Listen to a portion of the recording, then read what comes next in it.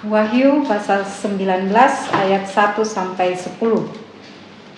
Kemudian daripada itu, aku mendengar seperti suara yang nyaring dari himpunan besar orang banyak di sorga, katanya, Haleluya, keselamatan dan kemuliaan dan kekuasaan adalah pada Allah kita, sebab benar dan adil segala penghakimannya. Karena ialah yang telah menghakimi pelacur besar itu, yang merusakkan bumi dengan percabulannya. Dan ialah yang telah membalaskan darah hamba-hambanya atas pelacur itu. Dan untuk kedua kalinya mereka berkata, Haleluya, ya asapnya naik sampai selama-lamanya. Dan ke-24 tua-tua dan keempat makhluk itu tersungkur dan menyembah Allah yang duduk di atas takhta itu, dan mereka berkata, Amin, Haleluya. Maka kedengaranlah suatu suara dari takhta itu, Pujilah Allah kita, hai kamu semua hambanya, kamu yang takut akan Dia, baik kecil maupun besar. Lalu aku mendengar seperti suara himpunan besar orang banyak, seperti desau air bah dan seperti deru guruh yang hebat, katanya, Haleluya, karena Tuhan Allah kita yang Maha Kuasa telah menjadi Raja. Marilah kita bersuka cita dan bersorak-sorai dan memuliakan Dia, karena hari perkawinan anak domba telah tiba dan pengantinnya telah siap sedia. Dan kepadanya dikaruniakan supaya memakai kain lenan halus yang berkilau-kilauan dan yang putih bersih. Lenan halus itu adalah perbuatan-perbuatan yang benar dari orang-orang kudus. Lalu ia berkata kepadaku, Tuliskanlah, berbahagialah mereka yang diundang ke perjamuan kawin anak domba. Katanya lagi kepadaku, perkataan ini adalah benar, perkataan-perkataan dari Allah. Maka tersungkurlah aku di depan kakinya untuk menyembah Dia, tetapi ia berkata kepadaku, janganlah berbuat demikian. Aku adalah hamba sama dengan engkau dan saudara-saudaramu yang memiliki kesaksian Yesus. Sembahlah Allah, karena kesaksian Yesus adalah roh nubuat. Amin. Bapak, Ibu, saudara-saudari, dan adik-adik yang dikasihi Tuhan, kalau minggu yang lalu kita membahas tentang jatuhnya Babel. Babel itu adalah sistem, baik sistem agama, sistem pemerintahan, dan ekonomi dari siapa? Antikris. Jadi di akhir zaman nanti itu kita sudah pengangkatan ya. Jadi kita tidak alami, tapi Tuhan sudah menubuatkan kepada Rasul Yohanes di Pulau Patmos sehingga ditulis di kitab Wahyu supaya kita pelajari. Kita tidak usah mengalami, kalau kita hidup benar kita akan mengalami pengangkatan. Dan kejadian berikutnya Tuhan akan menghukum antikris yang memerintah di masa 7 tahun itu. Di masa 7 tahun ini bagian terakhirnya, jadi di tahun ke-7 terjadilah peristiwa ini. Peristiwa ini adalah peristiwa perjamuan pernikahan anak domba. Itu berlangsung di mana? Di surga. Banyak hamba Tuhan bilang di bumi, salah ya, ini penglihatan di surga. Jadi Rasul Yohanes melihat, pertama dia mendengar dulu banyak suara yang bernyanyi, Haleluya, keselamatan, kemuliaan, kekuasaan dari Allah kita. Sebab Allah kita itu adil. Dia sudah membalas dan menghakimi kerajaan Babel itu, yaitu antikris yang selalu menyiksa, menganiaya, membunuh pengikut-pengikut Tuhan Yesus. Jadi ini waktu ditulis ini kitab Wahyu, itu zamannya Kaisar Domitianus, pemerintah Romawi pada waktu itu, yang menyiksa jemaat-jemaat di 7 jemaat di negara Turki sekarang, yang tertulis di kitab Wahyu pasal 2 ya, yaitu jemaat Efesus, Smyrna, Pergamus, sampai di Laodikia. Mereka itu disiksa oleh tentara-tentara Romawi dan juga pemerintah di Turki pada waktu itu yang dikuasai Romawi. Dan Tuhan Yesus menghiburkan melalui Rasul Yohanes dengan mengirim surat yang ditulis menjadi kitab Wahyu. Dan ini puncaknya penghiburan Tuhan Yesus, bahwa kamu sabar saja. Jadi Tuhan berpesan, kalau bahasa hari-harinya Tuhan Yesus berpesan, sabarlah anak-anakku, pengikutku. Aku akan membalas penyiksaan, ketidakadilan, apalagi penganiayaan, kematian yang kamu alami sebagai martir, ya, karena mereka mempertahankan iman, mereka tidak mau menyangkal Tuhan. Kalau kita bahas di zaman sekarang, yaitu banyak godaan, banyak cobaan yang membuat kita mau menyangkal Tuhan Yesus. Jangan ya, kita harus tetap setia seperti jemaat 7 jemaat di Turki ya pada waktu itu. Ya, berdoalah warlot supaya suatu saat kita berkunjung ke tempat bekas 7 jemaat di Turki ini. Nah, kita kembali ke pembacaan kita. Jadi Rasul Yohanes waktu di Pulau Patmos mendapat pendengaran dan penglihatan. Pendengaran yaitu ayat 1 sampai 5 dari pembacaan kita tadi. Rasul Yohanes melihat banyak orang di surga ya, termasuk ke-24 tua-tua, keempat makhluk, dan itu adalah malaikat-malaikat Tuhan ya. 24 tua-tua itu mewakili orang-orang percaya perjanjian lama, 12 suku Israel dan 12 murid-murid, jadi jumlahnya 24. Itu juga mewakili kita ya. Jadi Bapak Ibu di surga, mudah-mudahan kita itu juga memuji Tuhan, bahwa haleluya sampai 4 kali loh. Di Wahyu pasal 19 perkataan haleluya atau puji Tuhan itu ada 4 kali disebut, yang memuji bahwa Tuhan Yesus itu adalah Raja yang adil, yang membalas segala kejahatan. Makanya Tuhan Yesus berpesan, jangan membalas kejahatan dengan kejahatan. Hak penghakiman ada padaku, ada pada Tuhan Yesus.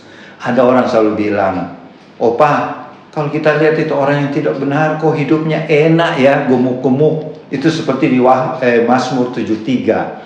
Ini jawabannya. Ada waktunya Tuhan akan menghukum mereka. Orang-orang jahat itu akan dihukum kalau mereka tidak bertobat ya. Jadi kita tidak usah iri hati melihat orang-orang fasik hidupnya berkemewahan, hidup berkelimpahan, karena ada waktunya kalau mereka tidak bertobat dihakimi. Itu yang waktu zaman kerajaan Babel ya. Jadi kita kembali ke pembacaan kita. Setelah puji-pujian umat Tuhan di sorga dengan haleluya, haleluya, terpujilah Tuhan Yesus yang keselamatan dan kemuliaan, kekuasaan ada pada Tuhan Yesus. Itu puji-pujiannya. Dan kemudian mulai ayat 6 sampai 10 tentang perjamuan kawin anak domba. Perjamuan kawin anak domba ini terjadi di tahun ke-7 masa pemerintahan antikris di bumi. Kita yang sudah rapture, sudah naik ke sorga, pada tahun ke-7 pemerintahan antikris, kita melaksanakan bersama Tuhan Yesus apa? Perjamuan kawin anak domba. Kalau perjamuan terakhir Tuhan Yesus berlangsung di mana? Di Yerusalem. Itu yang dibilang Last Supper atau perjamuan terakhir, yang berlangsung di ruangan atas, di rumahnya siapa? Markus. Markus, penulis Injil Markus itu orang kaya raya ya di Yerusalem. Rumahnya itu yang dipakai Tuhan Yesus waktu melaksanakan Last Supper atau perjamuan kudus terakhir, perjamuan Paskah terakhir. Di perjamuan itu Tuhan Yesus katakan gini, mulai saat ini aku tidak minum anggur ini lagi, aku akan minum nanti di kerajaan sorga. Kapan itu? Pada pesta pernikahan anak domba. Janji Tuhan ditepati waktu kita mengikuti pesta pernikahan anak domba di surga. Tuhan kembali melakukan perjamuan ya. Nah, jadi itulah janji Tuhan, aku akan lakukan nanti di kerajaan sorga pada waktu ini, pesta pernikahan anak domba. Sekarang jadi pertanyaan ya, kapan terjadinya? Terjadinya yaitu 7 tahun, di akhir 7 tahun masa pemerintahan antikris di bumi, kita bersama Tuhan Yesus menyelenggarakan pesta pernikahan anak domba. Yang menjadi pengantin siapa? Itu pertanyaannya dulu. Satu, siapa yang menjadi mempelai di pengantin pesta pengantin anak domba ini? Yang menjadi pengantin pria diibaratkan adalah Tuhan Yesus. Dan jemaat Tuhan yang mulai hidup zaman Pentakosta, jadi waktu hari keturunan Roh Kudus di Yerusalem, zaman itu jemaat Tuhan sampai jemaat di pengangkatan rapture nanti, itulah yang menjadi pengantin, calon-calon mempelai Tuhan Yesus dalam pesta pernikahan anak domba. Jadi jelas ya, pengantinnya yang pria Tuhan Yesus, pengantin wanita adalah jemaat Tuhan termasuk kita. Yang zamannya mulai dari Pentakosta sampai masa pengangkatan. Itulah calon mempelai Tuhan yang hidup kudus dan benar. Ya.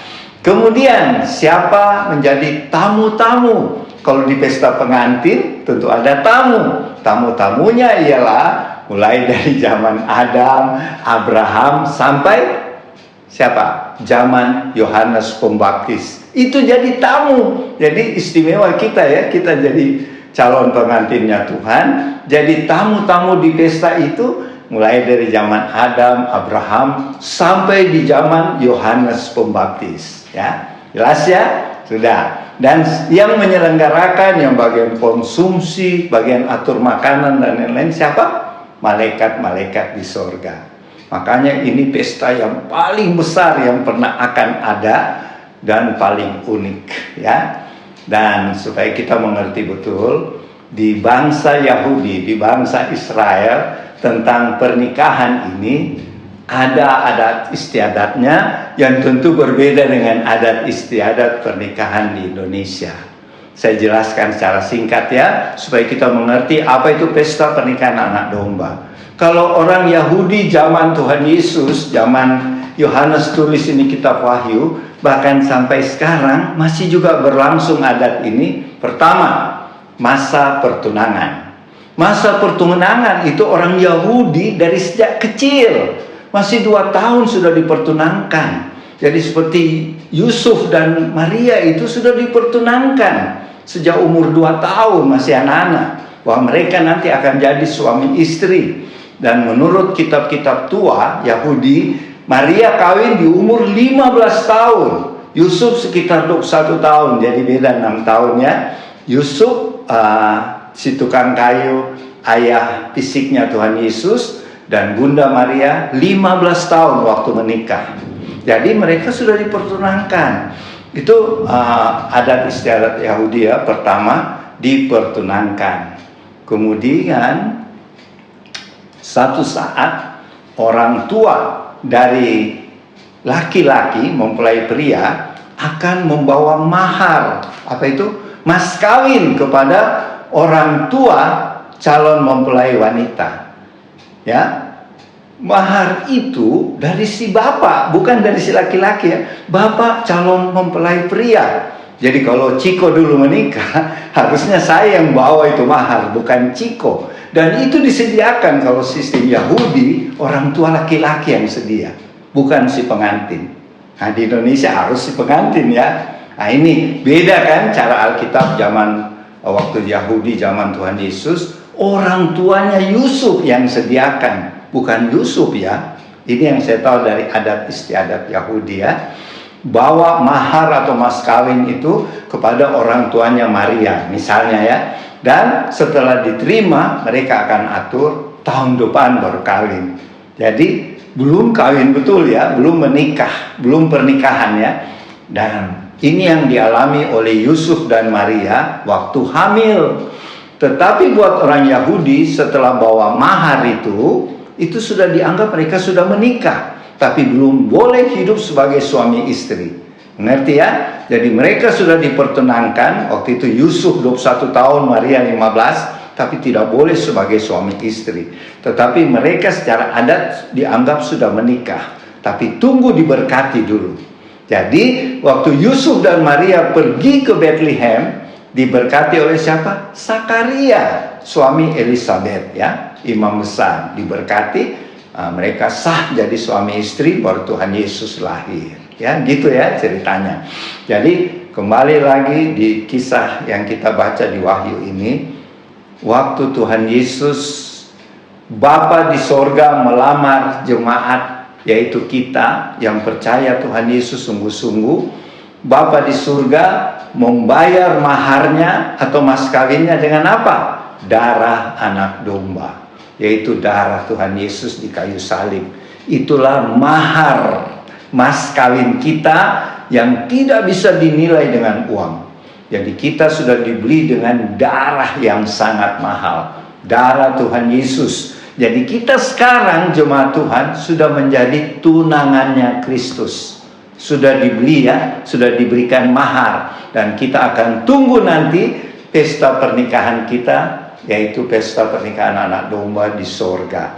Jadi kita sebagai calon-calon mempelai Tuhan Yesus, tunangan-tunangan Tuhan Yesus saat ini yang hidup di bumi, marilah kita hidup kudus, melakukan amal soleh. Itulah sebabnya para pengantin itu ditulis di ayat 8, mereka memakai pakaian putih, kain lenan halus dan berkilau-kilauan putih bersih. Itu adalah baju pengantin wanita kita ya. Itu adalah kita hidup kudus dan benar dan melakukan perbuatan amal soleh, sehingga kita memakai kain lenan putih yang berkilauan. Tamu-tamunya pakaian apa? Jubah putih. Beda ya. Jubah putih dengan kain lenan. Kain lenan itu kain yang mahal sekali ya. Itu baju pengantin. Tamu-tamu semua harus memakai jubah putih ya. Nah, itulah Bapak Ibu Saudara-saudari. Jadi kalau menurut cerita pernikahan Yahudi, Tuhan Yesus sekarang pergi. Jadi setelah pelamaran kasih mahar, si calon pengantin laki-laki pulang kembali ke rumah bapaknya. Kalau sekarang Tuhan Yesus pulang kembali ke surga. Dan waktu calon mempelai pria kembali ke rumah bapaknya, mereka siapkan tempat untuk calon wanita. Jadi di adat Yahudi, seorang bapak, jadi seperti bapaknya Yusuf ya, di situ tinggal 4 generasi.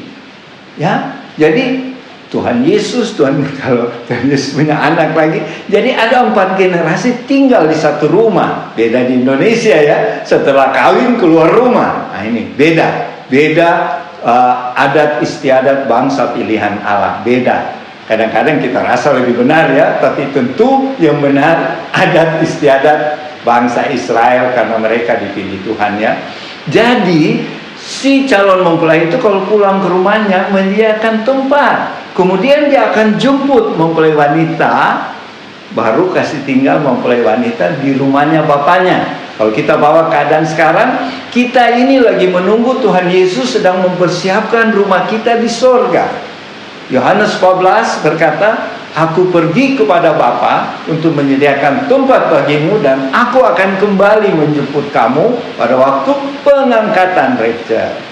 Jadi mari Bapak Ibu Saudara-saudari, adik-adik, khususnya teman-teman Warot, kita tetap setia, sukacita melayani Tuhan Yesus, melayani sesama sampai Tuhan Yesus datang, sehingga kita akan mengalami pengangkatan dan satu saat akan berpesta sukacita dalam pesta pernikahan anak domba. Semoga apa yang saya sampaikan bisa menjadi berkat bagi kita sekalian. Terima kasih. Om Apalar akan melanjutkan untuk lebih menyempurnakannya. Shalom, terima kasih. Tuhan Yesus memberkati. Selamat siang Bapak Ibu, teman-teman di rumah, khususnya tim Warlock. Kita berjumpa lagi pada hari ini. Saya menambahkan apa yang Opa katakan tadi.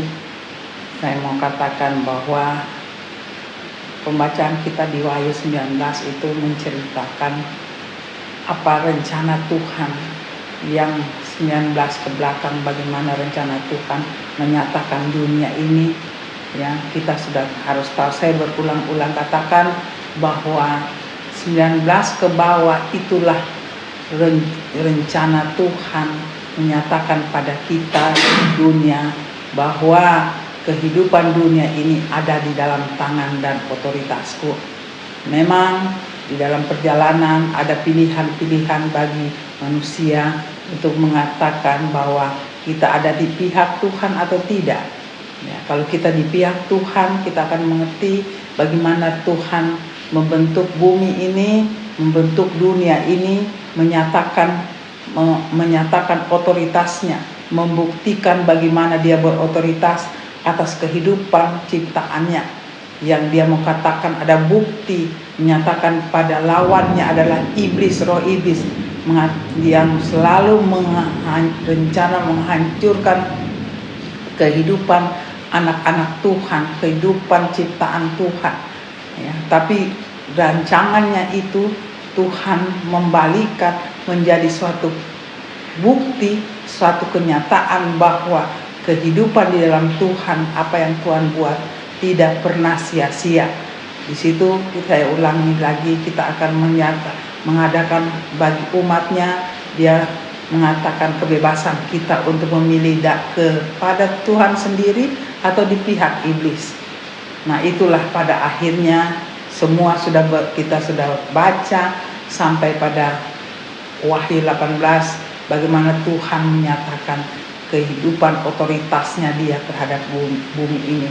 Setelah itu kita akan sudah masuk pada Wahyu 19 ini, bahwa setelah aku berjuang bersama anak-anakku, kita akan mengadakan satu hal yang indah sekali, suatu pesta, yaitu yang Tuhan katakan, yang Opa katakan tadi adalah pesta perkawinan. Perkawinan berarti pesta, bagaimana membuktikan Tuhan bersatu, kita bersatu, menyatakan kenyataan bahwa umatnya yang berpihak kepada dia sudah menjadikan anak-anaknya, bagaimana dia menyatakan kepada dunia, dan pada kita dia memberitahukan kita akan bersatu, duduk di dalam satu perkawinan anak domba, ya, perkawinan dengan Tuhan. Saya tidak mengupasnya lagi karena Opa tadi sudah katakan, tapi saya sangat sukacita mengatakan perkawinan, ya, perkawinan dengan Tuhan. Kita masih seperti di perjanjian baru, ada mengatakan kita dipertunangkan, kita masih status tunangan, ya. Tadi Opa sudah katakan kita sudah dilamar oleh Tuhan, dan kita mempunyai mahar, ya. Tuhan bawa mahar untuk kita, yaitu darahnya. Saya ingin Bapak Ibu teman-teman di rumah merenungkan ini lebih dalam. Kalau kita merenungkan lebih dalam dengan Tuhan, kita adalah umat ciptaan manusia, ciptaan Tuhan yang paling berbahagia, sangat berbahagia. Mahar kita adalah darah. Dan pada akhir dunia, darah itu sangat nyata kuasanya. Mahar itu sangat nyata kuasanya bagi tunangannya. Tuhan adalah kita. Kita pakai mahar itu menjadi kekuatan kita. Saya ingin sekali dan saya suka merenungkan ini, karena waktu kita merenungkan, kita merasa sangat bahagia. Tidak ada yang sia-sia di dalam Tuhan. Kita berpesta bersama Tuhan. Kita berkawin, ya, setelah kita dipertunangkan sekian tahun, sekian abad yang percaya kepada Tuhan, dan tiba saatnya kita masuk dalam penyatuan kita dengan Tuhan secara nyata, yaitu perkawinan. Teman-teman, Bapak Ibu di rumah, perkawinan anak domba menjadi suatu tanda perkawinan juga di dunia. Jadi sesuatu perkawinan secara dunia itu sangat sakral, itu sangat tidak bisa dipisahkan. Itulah Tuhan bilang, katakan di dalam firman-Nya, ini bagi kita yang hidup, anak-anak yang hidup di dunia, perkawinan, apa yang sudah disatukan Tuhan tidak bisa, ya, diceraikan. Ya, itu kalau kita mau berbicara itu panjang, tetapi Tuhan, pemahaman ini kita bawa untuk kita merenungkan kasih Tuhan, ya. Tuhan bawa kita terus sampai pada kebahagiaan yang hakiki yang Dia ciptakan. yang dia mau kita ada bersama dia. Itulah perkawinan anak domba. Ya, sungguh indah Bapak Ibu, saudara-saudari di rumah. Mari kita jaga hidup kita, kekudusan kita, menjaga sebagai pengantin wanita, menjaga kesucian kita, kekudusan kita untuk menyambut kekasih kita yang akan menjemput sebentar lagi di awan-awan, menjemput kita khususnya yang Tuhan sudah pilih, yang Tuhan sudah undang untuk kita merayakan pesta perkawinan di surga. Dan akhir-akhir zaman akhir ini begitu banyak penglihatan Tuhan nyatakan sudah tersedia pesta perkawinan, kursi-kursi, ya, ada nama-nama, itu sangat panjang kesaksiannya, tapi kita perlu tahu bahwa Tuhan punya rencana, tidak pernah Dia simpan. Dia nyatakan semua dan pada akhirnya semua terwujud, semua terjadi. Apakah yang kurang kalau kita bersama Tuhan? Semua Dia pelihara, kita tidak perlu takut. Memang kehidupan dunia sangat takut, ya, secara daging. Tapi Tuhan katakan tidak usah takut, tidak usah khawatir, aku ada di situ. Membaca Wahyu 19 ini menjadi satu kekuatan kita menjaga hidup kita. Apa yang Tuhan mau saat ini kita nyatakan pada dunia kita, bahwa sebentar lagi kekasih kita akan datang menjemput kita. Mari kita siapkan hati kita, kita menyiapkan keluarga kita untuk menyambut kekasih kita menjemput kita, yaitu masa rapture yang kita istilahkan pengangkatan. Dan kini kita adalah generasi di situ. Kita jaga kekudusan kita, terutama keluarga kita. Terima kasih, hanya ini saja saya singkat, sangat singkat, tapi saya sangat berbahagia karena kita adalah orang-orang terpilih menjadi kekasih tunangan Tuhan di saat Dia akan menjemput. Dalam kekudusan kita jaga Dia, kita akan tinggal kita menyambut penjemputan itu dengan sukacita lebih daripada dunia ini. Itu saja, Tuhan memberkati. Kiranya Bapak Ibu setelah mendengar ini bisa, saya sangat inginkan Bapak Ibu di rumah bisa membaca ulang firman Tuhan dan menyelidiki, bisa mendapatkan hal yang lebih daripada apa yang kami bawakan pada siang ini, pada hari ini. Itu saja, Tuhan memberkati. Sampai kita bertemu minggu depan. Maranatha. Amin.